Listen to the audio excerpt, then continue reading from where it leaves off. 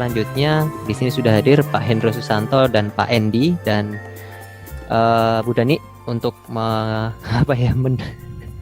memoderatori. Nah, memimpin diskusi untuk diskusi pada siang hari ini. Selamat siang Pak Hendro dan Pak Endi.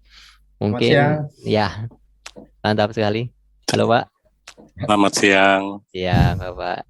Ya mungkin itu saja Bapak Ibu. Untuk selanjutnya saya serahkan ke Bu Dani untuk memulai kegiatan diskusi pada siang hari ini. Silakan Bu Dani. Iya, terima kasih Mas Pungki. Selamat siang Bapak Ibu semuanya. Assalamualaikum warahmatullahi wabarakatuh. Jadi saya senang sekali pada siang hari ini sudah ada dua narasumber yang hadir. Yang pertama Pak Endi, siang Pak Endi.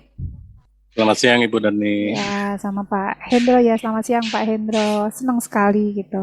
Selamat siang Ibu. Ya, nanti kita akan berbicara tersebut. Sebelumnya saya akan bacakan profil narasumber kita. Yang pertama adalah Bapak Insinyur Dionysius Endi Fitsaman MMP. Beliau ada di Dinas Kelautan dan Perikanan Provinsi Kalimantan Barat. Keahlian beliau, ini beliau adalah Kepala Bidang Kelautan, Pesisir, Pulau-Pulau Kecil, dan Pengawasan. Pendidikan beliau S1 Arsitektur Universitas Parahyangan. Oh, Pak Endi arsitek ya? Kemudian untuk yang profil narasumber kita yang kedua, Bapak Hendro Susanto. Beliau dari Yayasan WWF Indonesia. Bidang keahlian beliau adalah Project Leader untuk bentang laut Kalimantan dan Sumatera terkait dengan program kelautan dan perikanan gitu. Menarik sekali dua narasumber pada siang hari ini. Tanpa memperpanjang waktu, 15 menit pertama saya serahkan ke Pak Endi untuk menyampaikan, nanti dibantu untuk share screen-nya. Silakan Pak Endi. Ya, terima kasih Bu Dani. Selamat siang Bapak Ibu para hadirin semua. Senang sekali bisa bertemu. Pertama-tama terima kasih sudah diperkenalkan. Selamat menjalankan ibadah puasa bagi yang menjalankan. Karena saya diperkenalkan sebagai Kepala Bidang mewakili pemerintah, maka saya menyampaikan salam dari Ibu Kepala Dinas. Terus kemudian, apa kabar Mas Hendro? Baik, Pak Endi. Narasumber ini teman lama. Kalau saya lihat dari yang hadir, ini sepakat kenal, kebanyakan adalah para dosen dari UNOSO, Universitas di Kayong Utara, kemudian dari Ibu Tia, tadi saya lihat Universitas Nahdlatul Ulama, Ibu Nuni belum datang dari Politeknik, biasanya bawa pasukan mahasiswa, dan ada Pak Setra dari Ketapang. Artinya begini Bu Dani, kebanyakan yang hadir di sini adalah geng atau teman-teman kita, dan mereka inilah yang sebetulnya penggerak konservasi di Kalimantan Barat. Di sini saya ingin menginisiasi bahwa yang membuat kawasan konservasi sebagai inisiator justru adalah stakeholder, bukan pemerintah, dan itu dibenarkan atau diakomodir oleh peraturan terkait dengan masalah pembuatan rencana zonasi dan kawasan konservasi, bahwa pihak ketiga atau masyarakat boleh menginisiasi pembentukan kawasan, tapi kemudian dalam tata caranya tetap melibatkan pemerintah. Kurang lebih seperti itu. Dan ketika akhirnya tahun 2020 Menteri menetapkan sesuai kewenangan ada 5 kawasan konservasi di Kalimantan Barat, salah satunya adalah di Paloh. Ini adalah merupakan sebuah prestasi tersendiri karena ada beberapa provinsi lain yang menetapkan kawasan konservasi itu butuh waktu bertahun-tahun.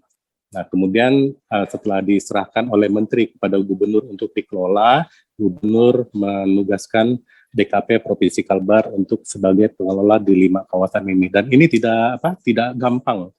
Kalimantan Barat tidak punya kepala UPT, Bu. Dan itu sangat berat. Saya harus menguasai medan yang ujung ke ujung dari Sambas ke Ketapang. Kalau saya kerja sendiri, itu mungkin baru triwulan pertama saya tipes. Tapi karena saya punya teman-teman seperti Mas Hendro di Paloh, kemudian di Randayan itu ada beberapa teman termasuk Ibu Nuni sering bolak-balik, kemudian di Kuburaya ada Yayasan Planet, di Kayong Utara ada Universitas UNOSO, di Ketapang ada WB bersama Mas Setra. Pekerjaan itu tiba-tiba jadi semacam tinggal dibikin jejaring saja, gitu kan. Dan ini bisa mengoptimalkan target-target kita sehingga kita bisa lebih fokus pada urusan masing-masing. Jadi kita serahkan kepada yang ahli sesuai dengan minat dan ekspertis dia, dan itu pasti akan lebih efektif untuk dikelola. Makanya dengan kondisi seperti itu, kami melalui strategi pengelolaan, kita memperkenalkan istilah kemitraan yang disebut kolaborasi biru. Nah, apa itu kolaborasi biru? Kita lanjut lagi. Ya, kolaborasi adalah gagasan dasarnya di 3 pertama ya, bahwa setiap pengelolaan itu tidak bisa lepas dari keterlibatan banyak pihak. Karena apalagi di laut itu lebih susah daripada di darat. Di laut itu ada istilah open access, siapa saja boleh masuk. Jadi karena tidak ada batas seperti di darat, laut itu seolah-olah milik semua umat lah, seperti itu, kira-kira termasuk tempat sampah sedunia. Nah, ketika masing-masing pihak yang ada di laut itu tidak dilibatkan, mereka bisa suka-suka. Misalnya eksploitasi habis-habisan, kemudian ketika sudah jadi punah atau jadi tempat sampah, pergi diam-diam gitu. Nah, nggak bisa. Kita harus ketika menanam sama-sama, panen bareng-bareng kan, seperti itu. Kemudian dalam upaya integrasi, kita untuk saling sepakat bahwa tujuan kita sebetulnya sama meskipun mungkin caranya berbeda. Itu poin nomor 2. Nah, ketiga, bahwa di balik pelestarian tersembunyi sebuah potensi ekonomi atau pendapatan yang tersembunyi seperti itu. Jadi ini mempertegas bahwa tidak benar bahwa konservasi berarti melarang. Justru konservasi adalah tabungan masa depan sehingga kita masih memiliki prioritas ekonomi di kawasan tersebut. Nah, kemudian target perubahannya ini, kami dengan Mas Hendro minggu lalu baru terlibat kerjasama dengan salah satu kelompok masyarakat di Sebubus dalam melalui namanya perjanjian kemitraan, itu dari Permen KP nomor, saya lupa nomor berapa itu ya. Dan dalam membuat bonding seperti itu, ada skema berbagai kerjasama. Yang paling umum adalah biasanya kalau sesama pemerintah atau dengan investor, kita pakai Permendagri nomor 22 tahun 2018 kalau tidak salah ya, mengenai perjanjian kerjasama. Saya pikir seluruh provinsi sama.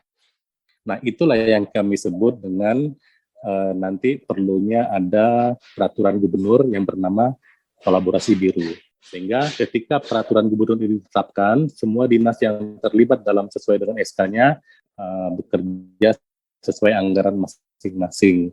Dan ini merupakan sebuah ide dari Ibu Kadis, dan beliau ngotot bahwa lewat acara Zoom hari ini, tolong kolaborasi biru disisipkan.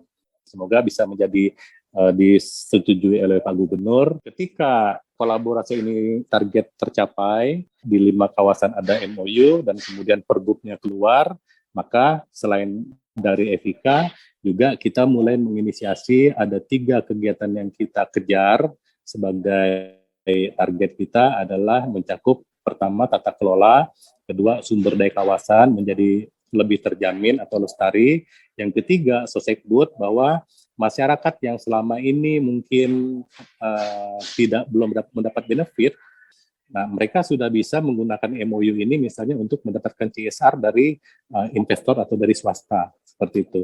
Nah, saya rasa di slide-slide berikutnya bisa dibaca karena esensinya sudah sampai.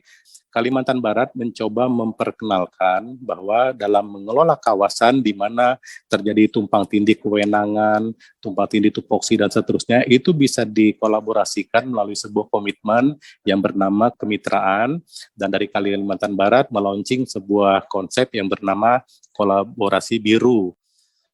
Dan ada satu lagi nih Bu Dani, karena tadi saya katakan dari Kalbar ini suka rombongan, itu kalau misalnya dari kementerian pengen evaluasi atau review Kalbar, biasanya tuh mereka hanya mengundang kepala dinas dan kepala bidang, saya 2 ya, 1 provinsi 2, Kalimantan Timur dapat 2, Kalteng 2, tapi khusus Kalbar 10. Karena 2 dari Sambas, 2 dari Bengkayang, 2 dari Kuburaya, 2 dari Ketapang, 2 dari Kayong. Ya, karena kan kawasan saya masing-masing ada mitranya, dan 10-10-nya harus diundang, seperti itu kira-kira. Nah, mungkin begitu Bu Dani, nanti mungkin kita bisa ekspos ketika interaksi. Sekian, terima kasih, selamat siang. Iya, siang Pak Endi. Menarik tadi yang disampaikan Pak Endi, bahwa kemudian ketika mewujudkan kawasan konservasi tidak harus kemudian melulu Pemda yang melakukan gitu kan, bahwa kemudian ini salah satu contoh yang sudah diinisiasi oleh stakeholder gitu. Jadi memang kekuatan jaringan dan kolaborasi itu akan memudahkan penanganan, ya paling tidak meringankan tadi ya tugasnya Pak Endi, bahwa ternyata stakeholder yang mau untuk kemudian terlibat di situ sudah cukup banyak gitu. Dan kemudian yang paling penting yang tadi yang disampaikan Pak Endi adalah pemahaman konservasi. Ya ini sering kemudian dianggap salah kaprah oleh masyarakat. Masyarakat itu seringnya kemudian ketika bicara konservasi nggak boleh diapa-apain, nggak boleh dipegang, nggak boleh disentuh ataupun diapain gitu. Ini yang kemudian jadi salah kaprah. Padahal justru kemudian tadi disampaikan ada kepastian kelestarian yang jangka panjang gitu. Jadi tabungan masa depan. Justru tadi juga disampaikan bahwa ini juga bisa kemudian jadi bahan untuk kolaborasi gitu. Senang sekali kalau siang ini kemudian dianggap menjadi launchingnya kolaborasi biru ya Pak Endi ya. Ya, jadi semoga ini banyak sekali Pemda yang datang, teman-teman dari daerah, teman-teman dari kampus nih. Jadi tadi Pak Endi sudah silahkan kemudian meniru konsep kami untuk ditiru terkait dengan teman-teman yang berada di kawasan pesisir. Terima kasih Pak Endi ya. Nanti kita akan banyak diskusi. Sama-sama. Oke, kita lanjut ke Pak Hendra. Pak Hendra silahkan. Pak Hendra 10 menit untuk Pak Hendra, nanti kita akan banyak diskusi dengan teman-teman yang ada di forum ini.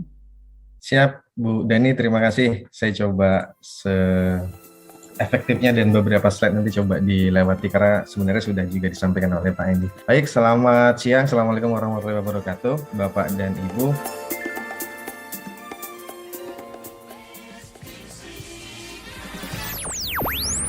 Musika.